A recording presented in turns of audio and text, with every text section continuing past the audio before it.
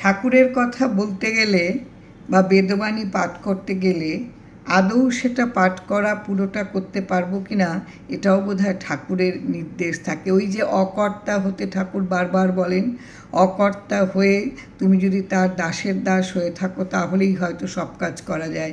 আমি অনেকটা বেদবাণী পাঠ বুঝিয়ে বলে ফেলেছিলাম, কিন্তু আমি শেষ করতে পারলাম না। কোনো কারণে মোবাইলটা বন্ধ হয়ে গেল, আমি আর বলতে পারলাম না। বোধহয় কোথাও আমার একটা কর্তা ভাব এসেছিল। আমি সবসময় চেষ্টা করি একেবারেই তার অধীন হয়ে থাকার, কিন্তু হয়তো কোথাও তো মন বলে তো একটা কথা, কোথাও ভুল করেছি হয়তো। যাই হোক, আজকে বেদবাণীর আমি 317 নম্বর চিঠিটা পড়ার চেষ্টা করছি, 138 নম্বর পাতার। ঠাকুর বলছেন, স্ত্রী জাতির স্বভাব পতিব্রতা। প্রত্যেকটা মানুষের স্বভাব হচ্ছে পতিব্রতা, মানে তোমার আরাধ্য দেবতার উপাসনায় তুমি নিজেকে তুমি সেই ব্রত পালন করো। পতি সেবা, তোমার আরাধ্য দেবতার তুমি শুশ্রূষা, তুমি তার যত্ন, তুমি তার সেবা করো। পতি আনুগত্য, পতির প্রতি তুমি তার প্রতি তোমার একটা বশ্যতা, তাকে অনুসরণ করা, এই নির্ভর করেই তোমার প্রতিটি মুহূর্ত যায়। এটা হচ্ছে স্ত্রী জাতির স্বভাব। অকর্তা হইয়া সর্বদা পতিতৃপ্তির আশ্রয় নেবে। ঠাকুর বলছেন সব সময় নিজেকে অকর্তা করে রাখবে, সব সময় নিজের ভেতরে কখনো কর্তা ভাব আনবে না, তাহলে তোমার যে আরাধ্য দেবতা তিনি তৃপ্তি পাবেন। তার তৃপ্তির এই যে তৃপ্তিটা পাবেন, এটাই তুমি তার উপর নির্ভর করে তাকে অনুসরণ করে তুমি থাকবে। তুমি যদি পতির তৃপ্তির কথা তুমি যদি ভাবো, তাহলে যে কাজগুলো করলে তিনি তৃপ্তি পান তুমি সেই কাজগুলিই করবে। তিনি প্রথমেই তৃপ্তি পান হচ্ছে অকর্তা হয়ে থাকা। ঠাকুর বলছেন এটাই হচ্ছে পরম ধর্ম। এই তো পরম ধর্ম, সবচেয়ে শ্রেষ্ঠ ধর্ম হচ্ছে যা ধারণ করা উচিত এটাই। তুমি পতি তৃপ্তির জন্য তুমি অকর্তা হয়ে তার আশ্রয়ে থাকো। ইহা হইতে যে কি ধর্ম জগতে আছে তাহা আমার জানা নেই। কি অপূর্ব ঠাকুর লিখেছেন যে এর বাইরে আর কোনো ধর্ম আছে কি না ঠাকুরের সেটা জানা নেই। সবচেয়ে বড় ধর্ম হচ্ছে অকর্তা হয়ে পতি তৃপ্তির আশ্রয় নেয়া। এটা হচ্ছে সবচেয়ে বড় ধর্ম। প্রাণের দাস হইয়া থাকিলে গুণত্রয় হইতে নিষ্কৃতি পাওয়া যায়। তুমি যদি তোমার প্রাণ, যে তোমার শ্বাস প্রশ্বাস এই যে চলছে, এই প্রাণের তুমি অধীনস্থ হও, তার দাস হয়ে থাকো।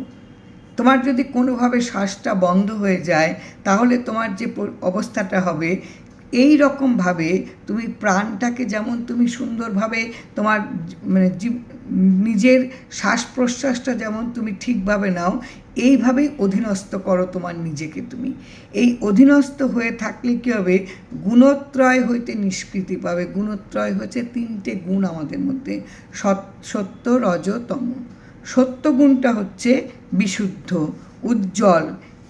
এই গুণটি কি হয়, যখন এটি অন্য 2টি গুণের উপর প্রাধান্য পায়, তখন একজন ব্যক্তির প্রজ্ঞা হচ্ছে তার জ্ঞান, প্রজ্ঞা তার অভিব্যক্তিতে উজ্জ্বল হয়। যার সত্য গুণ আছে সেটা যদি তার বেশি থাকে, তাহলে বাকি 2টো গুণের মধ্যেও তার বুদ্ধিমত্তা, তার জ্ঞান একটা তার উজ্জ্বল ভাব দেখায়। রজ হচ্ছে আবেগের প্রবৃত্তি। এটা হচ্ছে যা আপনার নেই তার প্রতি ভীষণভাবে লোভ, তাকে খুব পাওয়ার একটা আসক্তি। যখন এই গুণটি অন্য 2টি গুণ মানে সত্যগুণ আর তমগুণের উপর আধিপত্য বিস্তার করে, তখন সেই ব্যক্তিটি লোভী হয়, সীমাহীন কর্মকাণ্ডের উপর সে কাজ করতে থাকে আর মানসিক অস্থিরতায় ভোগে। যার ভেতরে রজগুণ আছে, এই রজগুণটা যদি বাকি 2টো গুণের উপর এসে বর্তায়, তখন তার ভেতরে অস্থিরতা দেখা দেয়, মানসিক অস্থিরতা। আর একটা নানান রকমভাবে লোভ হয় এবং সীমাহীন কর্মকাণ্ডের উপর সে করতে থাকেন, কোনো কারণ নেই এরকম একটা কাজ করতে থাকে। আর তম যার মধ্যে আছে তার মধ্যে ভীষণ গাফিলতি থাকে, তার মধ্যে একটা অলসতা, সব সময় তার মধ্যে নিদ্রা দ্বারা আবদ্ধ হয়। তাহলে ঠাকুর বলছেন এই যার প্রতিতৃপ্তির আশ্রয় নেয় যে অকর্তা হয়ে, সে এই গুণত্রয় হইতে নিষ্কৃতি পায়।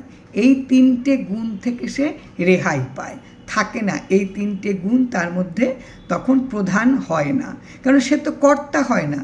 কর্তা যদি সে না হয় তাহলে তার ভিতরে সে তো তখন কারো অধীনস্থ। দাস হচ্ছে কারোর অধীনে নিজেকে দিয়ে দেওয়া, বিকিয়ে দেওয়া। সে যা বলছে, যেভাবে বলছে, এইভাবে চলায় একটা অভ্যস্ত হওয়া।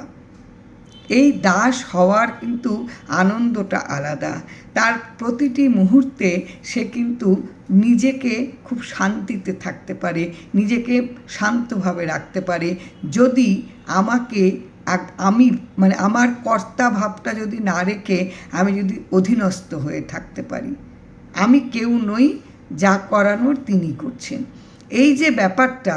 কিন্তু এটা আমি মুখে বললাম, কিন্তু মনে মনে আমি কর্তা সেজেই রইলাম এবং আমার ভেতরে সত্য রজতম এই গুণগুলির প্রাধান্য থাকলো, তাহলে কিন্তু হবে না। যদি আমি নিজেকে অকর্তা ভাবতে পারি তাহলে আমার ভেতর থেকে এই তিনটি গুণ কিন্তু নিষ্কৃতি পেয়ে যাবে, রেহাই পাবে। কি অপূর্ব ঠাকুর চিঠি লিখেছেন না।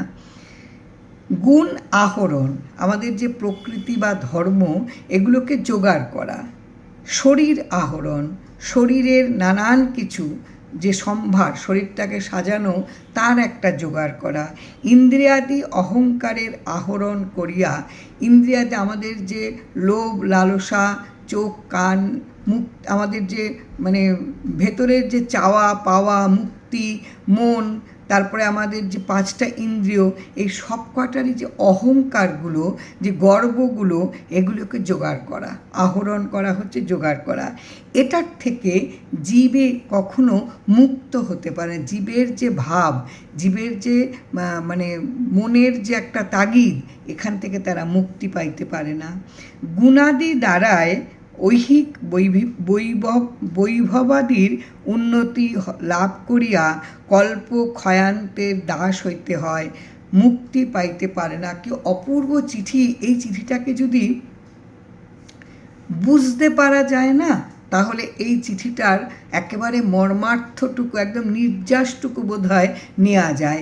এটা একেবারে সেই শক্ত হাড়, বারে বারে চিবোতে চিবোতে রক্ত বেরিয়ে যায় দুপাশ দিয়ে, কিন্তু তবুও যখন সেই কুকুর সেই হাড়টাকে ছাড়ে না, চিবোতেই থাকে চিবোতেই থাকে, চিবোতে চিবোতে অবশেষে যখন ভেতর থেকে নির্যাসটুকু পায়, ওই যে রক্তক্ষরণ সে কিন্তু ভুলে যায়, তখন ওই স্বাদটা সে নিতে পারে চেটেপুটে। এই চিঠিগুলো কিন্তু সেই রকম।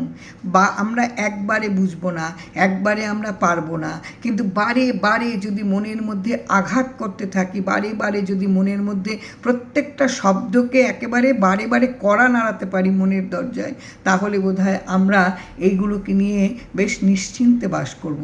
ঠাকুর বলছেন, যদি আমি একেবারে অকর্তা থেকে যদি আমি তৃপ্তির আশ্রয় নিতে পারি, তাহলে গুণত্রয় থেকে আমি নিষ্কৃতি পাব। তখন আর এইগুলি আমাকে অস্থির করে দেবে না। গুণত্রয়টা কি? সত্যতম রজ, এগুলি থাকলে পরে আমার কি কি হতে পারে আমি সেগুলো বললাম। এবার ঠাকুর বলছেন আমাদের মধ্যে কি হয়, নানান গুণ আমরা আহরণ করার চেষ্টা করি। আমার প্রকৃতি, আমার ধর্ম অনুযায়ী আমি সেগুলোকে জোগাড় করার চেষ্টা করি। আমার শরীরের আহরণ করতে থাকি, আমার ইন্দ্রিয়ের যে অহংকার, এগুলোকে আমি জোগাড় করতে থাকি। জড়ো করে কি হয়, আমি এগুলোর থেকে কখনো মুক্তি পেতে পারি না। আমায় এগুলো খালি তাড়িয়ে নিয়ে বেড়ায়। এগুলোর থেকে যদি আমি নিজেকে সরাতে পারি, তাহলে কিন্তু আমি মুক্ত হতে পারি। গুণাদি দ্বারায়, এই প্রকৃতি আর ধর্মের দ্বারা, এই ঐহিক হচ্ছে ইহলোক সম্পর্কিত। এই যে আমার এই জীবনে বৈভবাদীর উন্নতি লাভ করিয়া নানান ঐশ্বর্যের আমরা তার উন্নতির জন্য আমরা এগুলোকে নিয়েই ব্যস্ত থাকি। এই লাভ করে কি হয়, কল্প ক্ষয়ান্তের দাস হইতে হয়। কল্প হচ্ছে এক অর্থে একটা যুগ, একটা সময়কাল, অন্য অর্থে হচ্ছে আমার একটা আচার, একটা বিরাট যুগ আমি এইভাবে কাটিয়ে দিই। এটা ক্ষয় করতে থাকে, আমার নিজের যা স্বভাব সেটাকে আমি একেবারে বন্ধ করে দিয়ে এই একটা যার কোনো স্থিতি নেই, যার কোনো নিত্য সত্যতা নেই, এটাকে নিয়েই আমি কল্প ক্ষয়ান্ত করতে থাকি। আমার কল্প ক্ষয়ান্তের দাস, এরই দাস হয়ে থাকে, এরই অধীনস্থ হয়ে থাকে। একটা যুগ পার করে দিই এই অনিত্য জিনিসের লোভে, লালসায়, ভাবনায়, তাকে কেন্দ্র করে। কি অপূর্ব একেবারে শক্ত হার, বারে বারে চিবোনো দরকার, বারে বারে চিবোতে চিবোতে রক্তক্ষরণ হয়ে যাক অন্তরের। একটা সময় তো আমরা বুঝতেই পারবো। এই যদি বুঝতে না পারি তাহলে একটা যুগ আমরা ক্ষয় করে ফেলব এই লোভে, লালসায়, এই সমস্ত কিছু আমাদের ইন্দ্রিয়ের সুখগুলিকে আমরা চেটে পুটে নেওয়ার জন্য জোগাড় করতে থাকবো খালি। এটাই হয়ে যাবে, আমরা এরই অধীনস্থ হয়ে থাকবো। আমরা এখান থেকে কখনো মুক্ত হতে পারবো না, কেননা আমরা অকর্তা হতে শিখিনি, আমরা পারি না।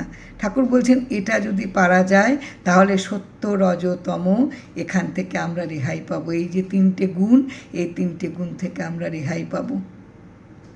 আমাদের প্রত্যেকের উচিত বারে বারে যত কঠিন হোক না কেন, যত কষ্টের হোক না কেন, আমরা এটাকে আহরণ করি, এটাকে আমরা নিই। যেগুলো অনিত্য জিনিস এগুলো আহরণ করার আমাদের কোনো দরকার নেই।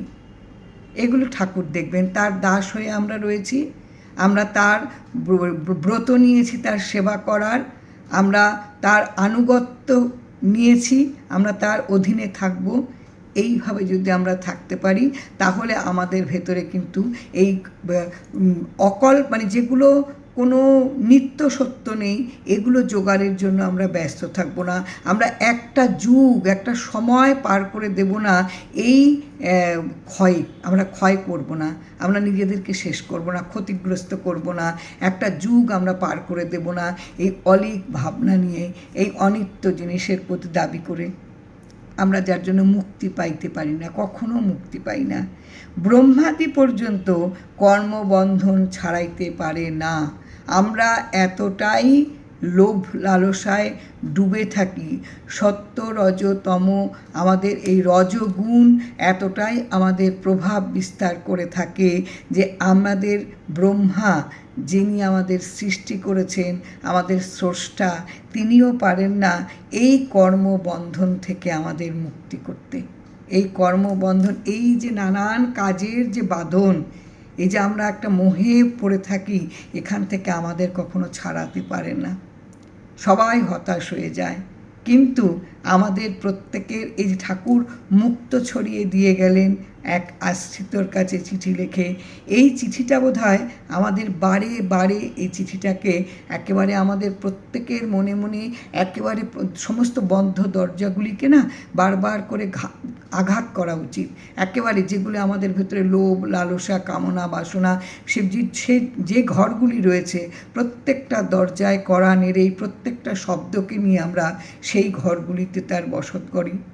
কি অপূর্ব চিঠি ঠাকুর লেখেন না, কান্না পেয়ে যায় যে আমরা কি অনিত্য জিনিসকে নিয়ে আমরা সব সময় খেলা করি, আমরা সব সময় কর্তা সাজার চেষ্টা করি, এবং কিন্তু আমরা আলটিমেট কিচ্ছু পাই না। আলটিমেট আমরা খুব ভুল পথে চলি, আমাদের ভুল হয়। কি অপূর্ব চিঠি ঠাকুর লেখেন, আর এই চিঠিগুলো একদম পড়লে না নিজের ভেতরটা কাঁপতে থাকে।